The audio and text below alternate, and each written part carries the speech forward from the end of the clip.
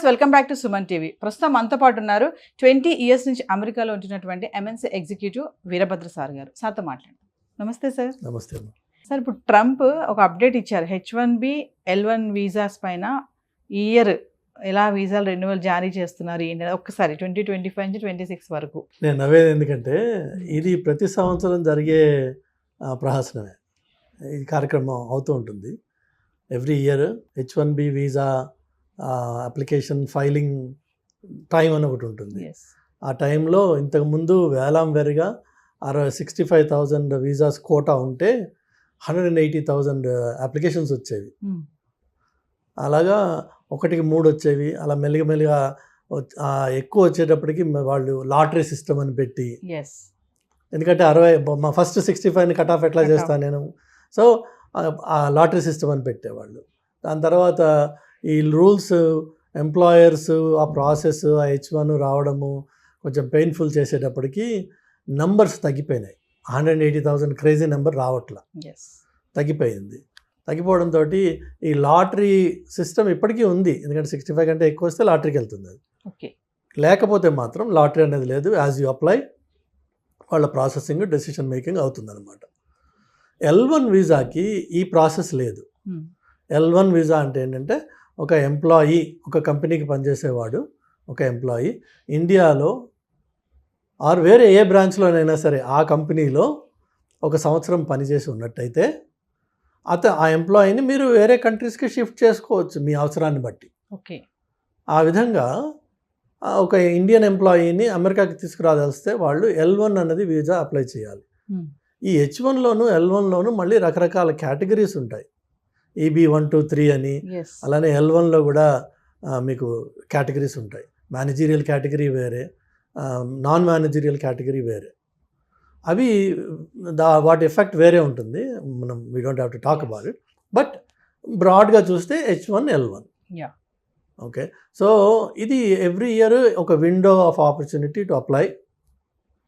ఆ కోటా అయిపోగానే ఆ విండో క్లోజ్ చేస్తున్నారు. చేసేసి సబ్సీక్వెంట్గా మీకు డెసిషన్స్ వస్తూ ఉంటాయి. They will intimate to the employer who are sponsored the H1 will get the information. తర్వాత దీని వ్యాలిడిటీ ఎప్పటి నుంచి వస్తుంది అంటే 1 అక్టోబర్, రాబోయే అక్టోబర్ నుంచి వీళ్ళకి validity, permit to travel. So even though మీకు H1 ఏప్రిల్లో వచ్చేసినా, ఏప్రిల్, మే, జూన్, జూలై ఏ టైంలో వచ్చినా మీరు ట్రావెల్ మాత్రం 1 అక్టోబర్ తర్వాత చేయొచ్చు. సో మీరు again try to understand this. రాబోయే అవసరం కోసం ఒక ఎంప్లాయర్ ఇప్పుడే నాకు ఇట్లా రాబోతోంది అవసరము, నాకు పలానా స్కిల్లో పలానా రిసోర్స్ కావాలి, నేను ఆల్రెడీ ఇక్కడ ప్రయత్నం చేశాను, నాకు దొరకలేదు లోకల్ మార్కెట్లో, కాబట్టి నేను అవుట్ సైడ్ మార్కెట్ కోసం వెళ్తున్నాను. ఇది రాబోయే నీడ్. ఒక్కొక్కసారి ఆ రాబోయే నీడ్స్ మారిపోతాయి, తారుమారు అవుతుంది. అయితే ఈ H1 వచ్చినా దానికి విలువ ఏముండదు. ఎందుకంటే వాడు చెప్పేస్తాడు, నాన్న H1 వచ్చాను నీకు, but unfortunately that requirement has changed, we don't need you anymore. ఈ H1 పనికిరాని కాగితం అయిపోతుంది. అంటే ముందు తీసుకున్నది ఎప్పుడు అక్టోబర్కి వెళ్ళాల్సింది ముందు తీసుకుంటారు కదా, అప్పటికి ఇది మారిపోవచ్చు. ఎనీథింగ్ కెన్ హ్యాపెన్ కదా మార్కెట్లో. ఇప్పుడు ట్రంప్ ఎఫెక్ట్ అనుకుందాం, ఆయన ఏదైనా చేశాడు, మారింది. సో ఈవెన్ మీకు ఏప్రిల్లో, ఇప్పుడు మార్చ్లో అప్లై చేసింది, ఏప్రిల్, మే, జూన్లో వచ్చేసిన బిట్వీన్ జూన్ అండ్ అక్టోబర్ మీకు ఎనీథింగ్ కెన్ హ్యాపెన్. ఒకటి అది. తర్వాత మీకు ఒకసారి ఈ H1 అప్లికేషన్ అప్రూవ్ అయిపోయాక మీకు వీసా I-797 అది అంటారు, నాకు ఎగ్జాక్ట్ నెంబర్ గుర్తులేదు, బట్ ప్రాబబ్లీ I-797 అది వస్తుంది. దాన్ని పట్టుకుని మనము స్టాంపింగ్ కోసం అని వెళ్తాము. వెళ్ళినప్పుడు ఆ విండోలో ఉన్న ఆఫీసరు మీకు ఎస్ అప్రూవ్ అని చెప్పి అనడానికి అంటాడని మనకి నమ్మకం లేదు. There is no guarantee. వాడు అక్కడ మళ్ళీ మిమ్మల్ని అడగచ్చు, which company, where are you going, why going to work, where is your company located అని కొన్ని బేసిక్ డీటెయిల్స్. ఇదేదో మొత్తం జాబ్ ఇంటర్వ్యూలో కాదు, కానీ అసలు ఈ రిక్వైర్మెంట్ జెన్యూనా కాదా వెళ్ళడానికి. ఆ అమెరికా నుంచి నీకు ఏదైతే ఎంప్లాయర్ నీ H1 పంపించాడో ఆ ఎంప్లాయర్ గురించి నీకు ఎంత తెలుసు? నువ్వు దేశంకి వెళ్తానంటున్నావు, నీకు ఎంత తెలుసు అసలు? Where are they located, who are they, how many employees work for this employer, when were you interviewed, what technology are you going to work on, ఇలా కొన్ని బేసిక్ క్వశ్చన్స్ అడుగుతారు. అని కొన్ని డామినేటింగ్గా అథారిటేటివ్గా అడగచ్చు, మనమేమో భయంగా వెళ్ళదు. ఆ వెళ్ళినప్పుడు కొంచెం నీళ్ళు నవిలే అవకాశం ఉంది. అప్పుడు వాడు సస్పెక్ట్ చేయొచ్చు, రిజెక్ట్ అవ్వచ్చు. లేకపోతే వాళ్ళు 221G అని ఉంటుంది, ఫర్దర్ డీటెయిల్స్ అడుగుతారు. So you have to provide that documented support. Then eventually they may approve చేస్తే మీరు 1 అక్టోబర్ తర్వాత ట్రావెల్ చేయొచ్చు. మామూలుగా రిజెక్ట్ కూడా అవుతాయి కదా అవుతాయి. ఈ ఇంటర్వ్యూలో అక్కడికి వెళ్ళినప్పుడు ఆ విండో దగ్గర మీరు నీళ్ళు నవ్వారు అనుకోండి, మీరు you don't even sound like a technical guy.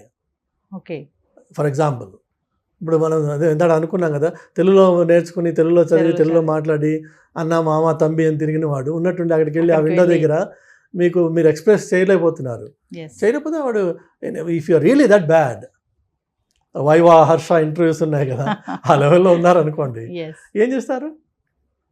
Will say sorry, I don't think you are the right guy, rejected. వాడికి ఏం తెలుసు రిజెక్టెడ్? నో, వాడికి తెలిసినంతలో నేను ఆల్రెడీ కనిపెట్టేశాడు వాడు కదా. ఇది ఒక ఎత్తు. రెండో ఎత్తు వచ్చి మీరు ఈ కాగితాలు ఈ ఫైల్ చేసిన కట్ట అంతా పట్టుకుని ఒరిజినల్స్ డాక్యుమెంటెడ్ ప్రూఫ్ తోటి మీరు ట్రావెల్ చేస్తారు అమెరికాకి. ట్రావెల్ చేసినప్పుడు మీకు ఒక సెపరేట్ లైన్ ఉంటుంది. H1 వీసా హోల్డర్స్కి సెపరేట్ లైన్ ఉంటుంది, గ్రీన్ కార్డ్ హోల్డర్స్కి, సిటిజన్స్కి అంటే రకరకాల లైన్స్ ఉంటాయి. మీకు సెపరేట్ లైన్ ఉంటుంది. ఆ లైన్లో మళ్ళీ అక్కడ ఆఫీసర్స్ కూర్చుంటారు at the port of entry. So మీకు ఇక్కడ వీసా ఇచ్చిన అతను ఒక లెవెల్ ఇంటర్వ్యూ చేశాడు అనుకుందాం, ఆ పోర్ట్ ఆఫ్ ఎంట్రీలో వాడు కూడా బ్లైండ్గా నువ్వు వచ్చావా కాగితం చూపించి ముద్ర గుద్దేస్తా అని అండు. లేదు, అక్కడ కూడా ఇంకొక round of I wouldn't say interrogation, but definitely ఒక లెవెల్ ఆఫ్ స్క్రూటినీ అవుతుంది. ఒకటి. తర్వాత ఈ వచ్చిన జనంలోంచి ర్యాండమ్గా every 5th or 7th or 10th guy depending on the crowd, every 10th guy or every 20th guy ఒకటి పికప్ చేస్తారు వాళ్ళు. తీసుకెళ్ళి ఫర్దర్ ఇంటర్వ్యూకి ఇంకొక రూమ్ ఉంటుంది, అక్కడికి తీసుకెళ్ళి స్క్రూ టైట్ చేస్తారు. అలా అని చెప్పి నేను ఇండియా నుంచి వచ్చాను కాబట్టి నన్ను ఇలా చూస్తున్నారు, అది కాదు. అది ఇట్స్ జస్ట్ ర్యాండమ్ ప్రాసెస్. నీ ఫేస్, కలర్, క్రీడ్, క్యాస్ట్తో సంబంధం లేదు వాడికి. ఎవ్రీ 20th, ఎవ్రీ 15th అలానే ఈ మొత్తం వీసా పోర్ట్ ఆఫ్ ఎంట్రీ దగ్గర జరుగుతున్న ఆపరేషన్ని రిమోట్గా ఆఫీసర్స్ ఒక 1000 కెమెరాస్లోంచి అందరినీ మానిటర్ చేస్తుంటారు, అబ్జర్వ్ చేస్తుంటారు for your body language. So వాళ్ళు పట్టుకున్న వాళ్ళని కూడా మీకు అడిషనల్ ఇంట్రాగేషన్కి తీసుకెళ్తారు లోపలికి. సో ఎవ్రీథింగ్ మ్యాటర్స్ తప్ప ఈ H1లో వచ్చిన కొత్త తేడాలు ఏం లేవు ప్రస్తుతం. It is now time for submitting the applications. ఆ విండో మార్చ్లో పెట్టింది, సబ్సిక్వెంట్గా వస్తాయి. మామూలుగా మన ఇండియన్స్కి ఎంతమందికి వస్తుంది సార్ H1B వీసా? అంటే 65,000 is the limit for Indians. The overall limits వేరే ఉన్నాయి, పర్ కంట్రీ కోటాస్ అని పర్ కంట్రీ. బట్ మనం మాత్రం 65,000. ఇప్పుడు ఏమైనా మారిందేమో నాకు తెలియదు, I'm not up to date with those numbers. But 65,000 is the maximum capacity. Coming to expenses ఎంత ఉంటుంది సార్ వీసా? అది కూడా ఇప్పుడు యాక్చువల్గా చూస్తే మీరు అమెరికాకి విజిటర్స్, H1s, F1s ఇది ఒక మేజర్ సోర్స్ ఆఫ్ ఇన్కమ్. ఒక విధంగానేమో they are promoting international travel అనుకోండి, లేక ఎక్స్చేంజ్ ఆఫ్ స్టూడెంట్స్ అనుకోండి, లేక ఆపర్చునిటీ ఫర్ హయ్యర్ ఎడ్యుకేషన్ అనుకోండి. కానీ ఈ వీసా ప్రాసెసింగ్ ఏదైతే ఉందో నాకు తెలిసి గత 25 yearsగా ఎప్పటికప్పుడు పెరుగుతూనే ఉంది. ఇట్ లుక్స్ లైక్ ఒకసారి అనిపిస్తుంది ఎక్స్టార్షన్ అని చెప్పి, బికాజ్ ఒకసారి మరీ భయంకరంగా పెంచేశారు వాళ్ళు. సో అది ఎప్పటికప్పుడు పెరుగుతూనే ఉంది తప్ప అది ట్రంప్ వల్ల పెరిగింది అన్నది పొరపాటు. ట్రంప్ చేసింది ఏం లేదు పాపం. ఆయన ఇంకా ఈ సబ్జెక్ట్ మీద ఇంకా అంత ఫోకస్ చేయలేదు. ఇంకా అన్ఫార్చునేట్గా ఏంటంటే అన్నీ ఆయన మీద పెట్టేస్తున్నారు, కానీ ఆయన ఇంకా ఈ సబ్జెక్ట్లోకి వస్తాడు త్వరలో. బట్ వచ్చి ఆయన మంచిగా చేస్తాడు. H1కి మాత్రం ట్రంప్ మంచిగా చేస్తాడు.